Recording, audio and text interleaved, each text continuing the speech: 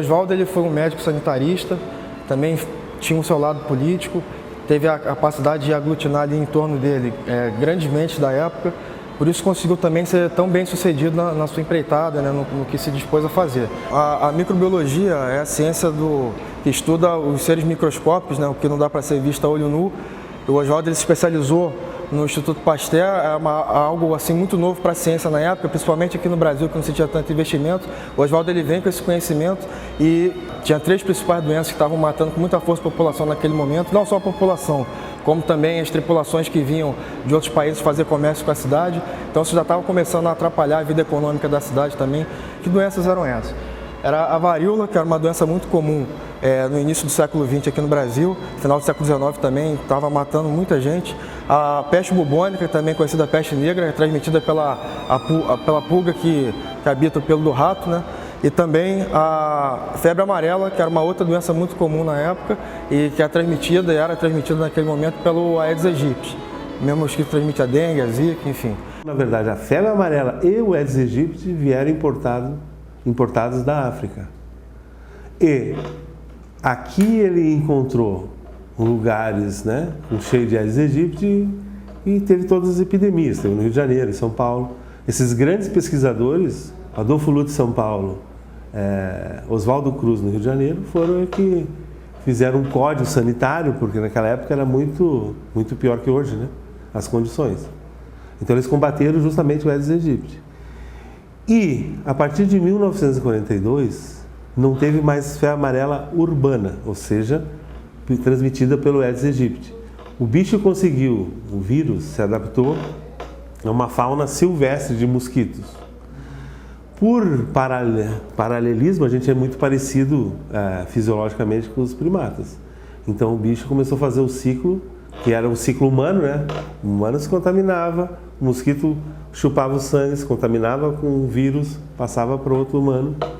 Agora, a situação que a gente tem é o macaco, o mosquito vem, chupa o sangue do macaco contaminado, passa para outro macaco. E, eventualmente, isso é um ciclo silvestre da doença. E os bichos são muito suscetíveis a esse vírus, e os bichos morrem. No passado, nas piores épocas, a epidemia de febre amarela era como una realidad que realmente era más intensa ao final dos veranos. Por ejemplo, Cuba, La Habana en Cuba, Río de Janeiro, inclusive Buenos Aires, se preparaban para que al final do verano aparecesse um surto de febre amarela. Tomara que não voltemos a uma situação em que vamos a ter que tolerar que o infeliz final de um verão é um surto de febre amarela.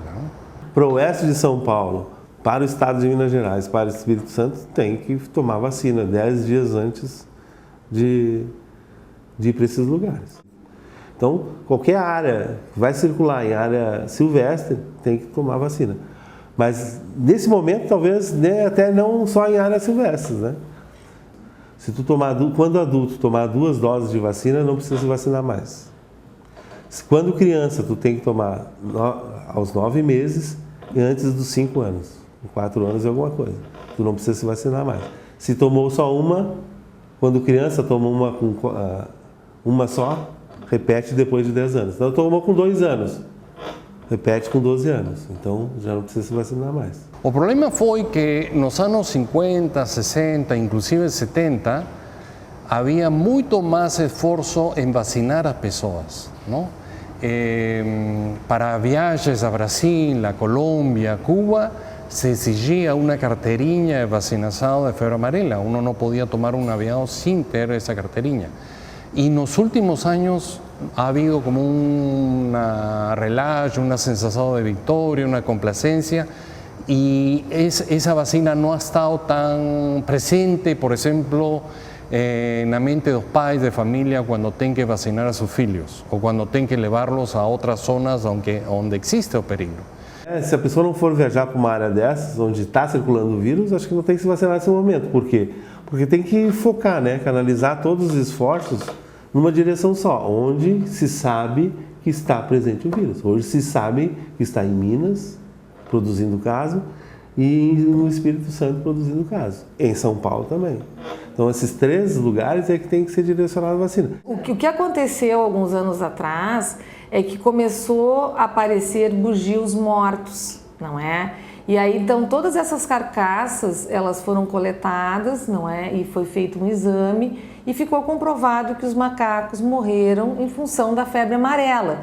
Mas é uma febre amarela que está restrita àquele ambiente onde os macacos vivem. É a febre amarela silvestre. É importante ressaltar aqui que o papel dos macacos, eles na verdade são nossos sentinelas da doença. Se as pessoas acham que matar os animais vai resolver o problema da doença, não vai. Essa não é a solução. A gente quer que a morte seja notificada, a morte natural desses bichos pela doença, e a gente vacina as pessoas. Então, na verdade, eles não são nossos inimigos, eles estão para nos ajudar.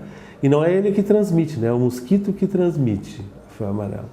Até o momento, a febre amarela não saiu do ambiente silvestre e veio para a área urbana. Aí sim a gente corre um grande risco, porque tem o Aedes aegypti, que aí ele vai transmitir na área urbana também o vírus da febre amarela.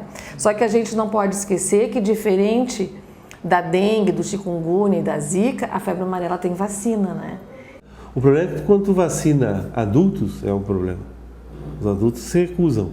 Então essas coberturas vacinais não são de crianças, porque está no calendário das crianças, são dos adultos. E são justamente os que morrem mais por febre amarela. A gente teve reações adversas à vacina aqui. Já está comprovado que essa vacina, a cada 1 ou 2 milhões, morre uma pessoa. A gente teve lá em 2001, teve um óbito da criança, tinha 500 mil vacinas aplicadas no Rio Grande do Sul e teve um óbito da criança de 5 anos.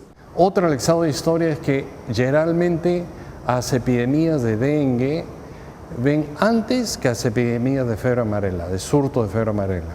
Es verdad que en el pasado no teníamos una vacina, mas temos uma solução, um tratamento, uma cura, mas temos que procurar, além disso, resolver as condições sociais que criam que o mosquito possa transmitir a febre amarela à população. Essa onda que está tendo agora no Brasil começou em Tocantins, eu fui nessa investigação, em Tocantins em 2014. Então ela desceu de Tocantins, passou por Goiás, de Goiás uma perna para Minas Gerais e Distrito Federal, outra perna para o Mato Grosso, Goiás e Mato Grosso. E outra para São Paulo. Então, Minas lá em cima, São Paulo aqui, Mato Grosso. Então ela se distribuiu, o vírus se distribuiu por esses lados. O nosso grande medo aqui é, de novo, a gente ter uma epidemia como a gente teve em 2000 e 2009. Todos os animais mortos nos interessam, porque a gente quer saber se essa morte pode ter sido causada por febre amarela. Então, o trabalho é esse, é justamente esse, detectar precocemente nos animais para vacinar as pessoas. As doenças transmitidas por insetos são seguidas depois pelas doenças transmitidas pela água, as maiores emergências sanitárias pelas quais a gente passa no mundo. É necessário que nós estejamos muito atentos com elas. Hoje, dos principais aliados do mosquito, do Aedes, é haver permitido o crescimento urbano sem o crescimento paralelo do saneamento urbano. As cidades han crescido muito mais rápido que o saneamento urbano. De 1995 até hoje, nós já temos 216 municípios do estado com a presença do Aedes aegypti.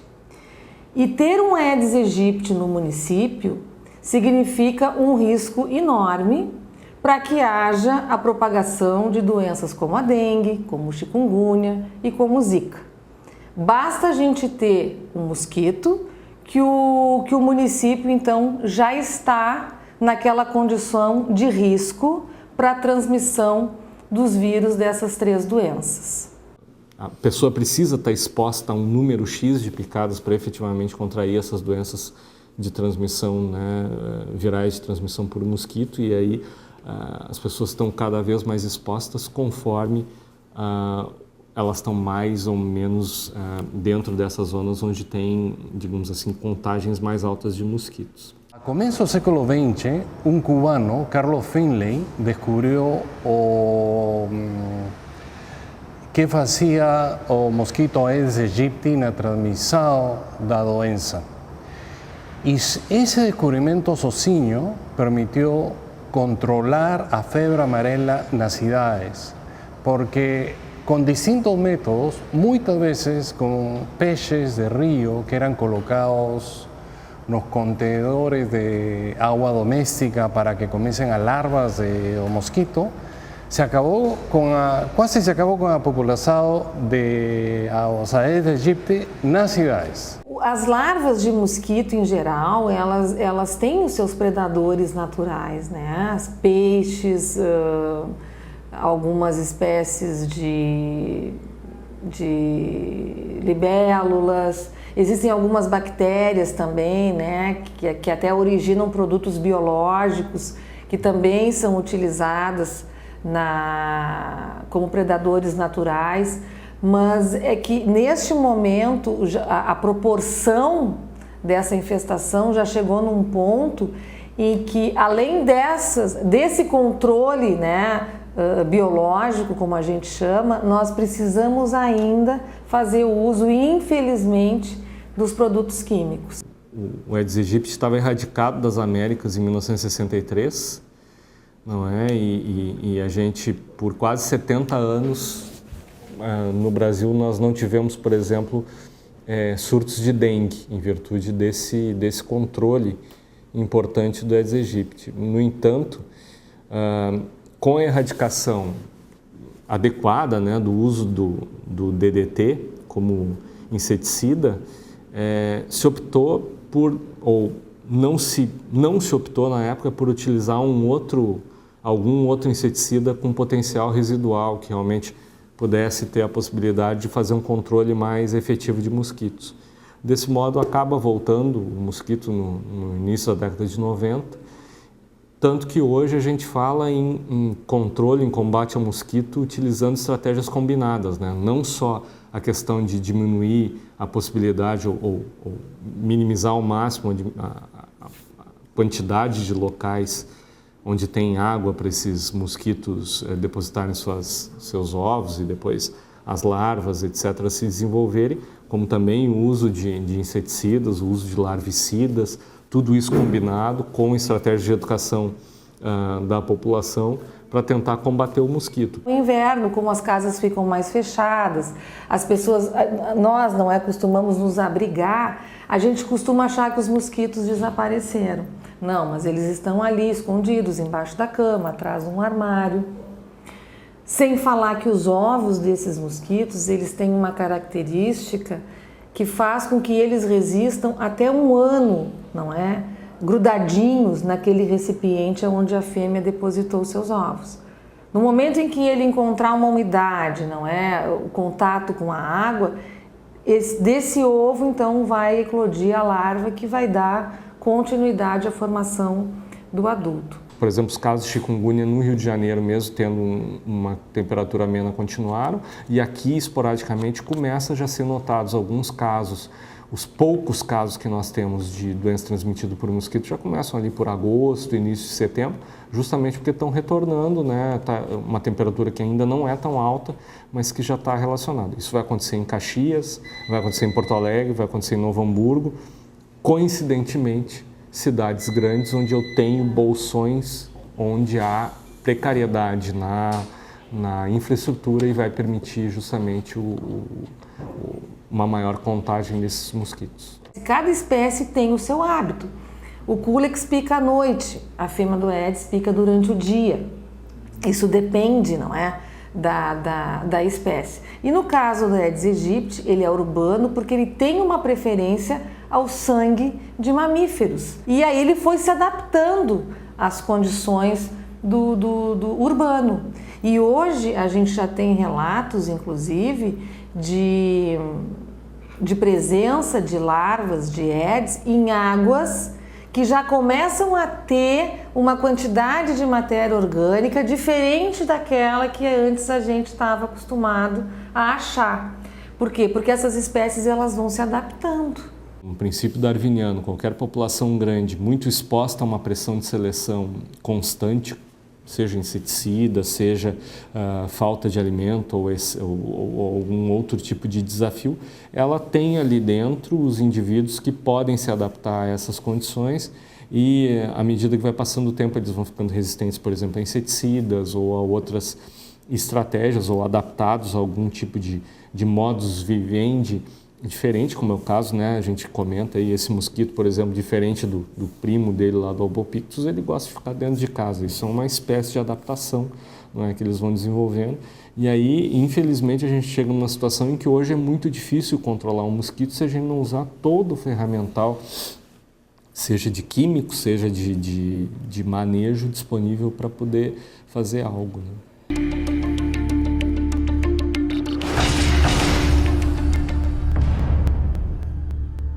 Por muito tempo, cientistas achaban que era un mosquito más fraco que otros que transmitían doenças, como por ejemplo o Anopheles, que transmite a malaria.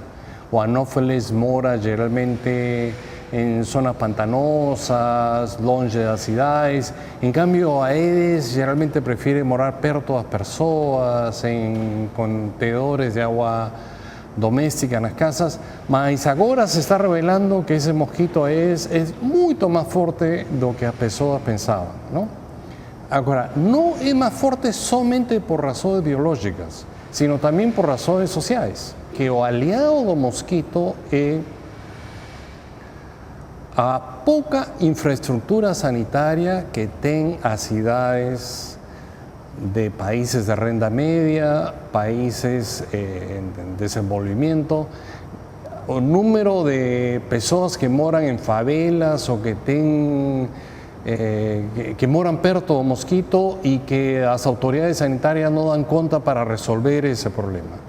Então, eu acho de que não é somente um problema biológico, sino um problema social e, ultimamente, um problema político, pelo qual esse mosquito está mais forte agora, não? As condições das cidades brasileiras, a urbanização muito precária de vários locais, leva também à possibilidade que nós temos algumas regiões grandes das cidades onde o sistema de controle não chega adequadamente, lamentavelmente.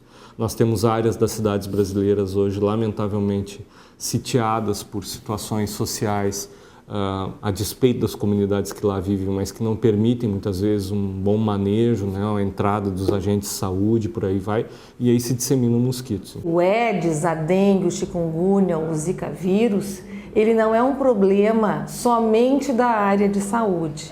Dentro, né, da própria gestão municipal e estadual, é importante a articulação com os mais variados setores, para que eles também, desenvolvam ações nesse sentido. E junto com isso também a população tem que entender o seu papel. Eu não preciso que nenhum agente venha na minha casa para dizer que eu tenho que ter um cuidado com o pratinho que fica embaixo do vaso, que eu não posso deixar uma garrafa ao relento, um pneu a céu aberto, ou seja, qualquer tipo de depósito que venha conter água. Eu mesma, tendo a informação, estando consciente do problema, eu vou lá e eu vou tomar conta do meu pátio. Então, se cada um fizer a sua parte, nós vamos, cada vez mais ter uma perspectiva de que essas doenças não tomem proporções epidêmicas, como a gente vê que acontece no restante de todo o país. A Aedes aegypti tem algumas características especiais. Ele é um mosquito que tem uma capacidade de adaptação muito alta. Ele tem uma capacidade de adaptação ao ambiente doméstico, diferente do Aedes albopictus, que antes era, e ainda em alguns locais é mais comum aqui no Rio Grande do Sul. O Aedes aegypti, ele não fica no ambiente da volta da casa, ele gosta de entrar dentro de casa, ele é mais agressivo, ocupa os nichos de Aedes albopictus e ele é um bom transmissor dessas doenças, então ele preocupa.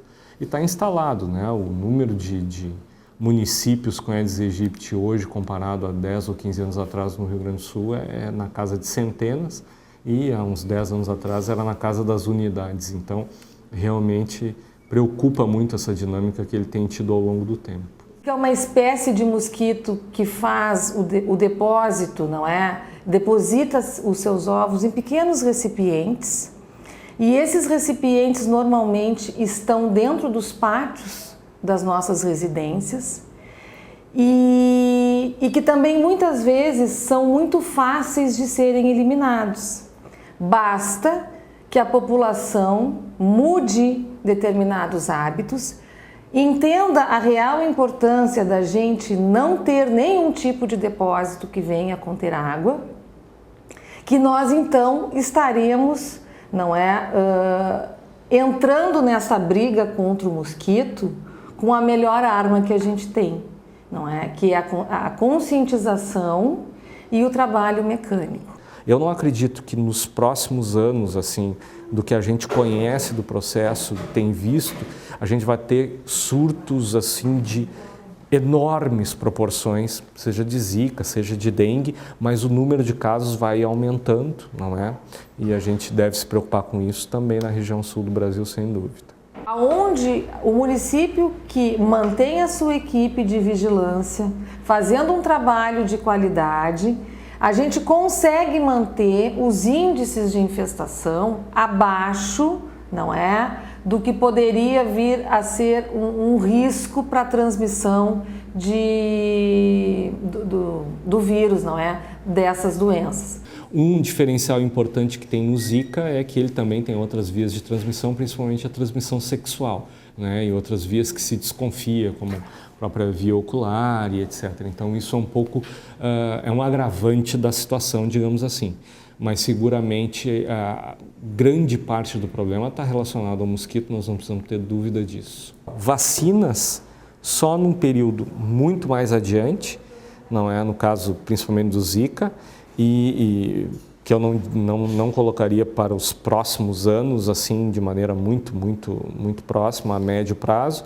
E para o caso da dengue, já temos uma vacina que tem uma eficácia razoável, mas que deve ser utilizada em regiões onde a doença é endêmica, que não é o nosso caso no sul do Brasil. Aqui ela não deve ser utilizada em larga escala, porque populações onde há baixa circulação do vírus, há outras questões de efeitos colaterais relacionadas a uma infecção após a vacina. A Fiocruz tem desenvolvido, não é, alguns estudos em relação a isso, que é mais ou menos esterilizar, não é, as espécies de Aedes, soltar no ambiente para que haja cópula, mas não haja, para que essas fêmeas não consigam, né, fazer postura ou até mesmo fazer a postura, mas dar origem a descendentes inférteis, né?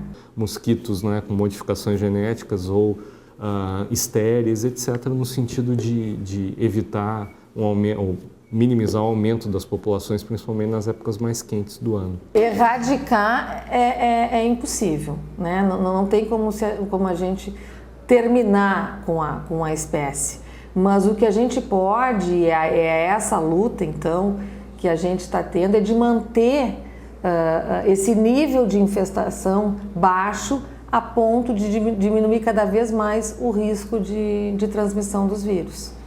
Essas doenças vieram para ficar, nós agora vamos ter que lidar com esse problema e tentar controlá-lo da melhor maneira possível. Que é possível controlar, a gente sabe, porque no passado foi feito inclusive a erradicação, mas que agora a gente precisa estar mais atento. E se a gente parar para pensar, né, que o simples fato da gente não deixar nenhum tipo de depósito acumulando água já resolve, eu acho que se isso tomar consciência, né, de toda uma população, a gente teria com certeza um resultado bem mais eficiente do que a gente vem tendo.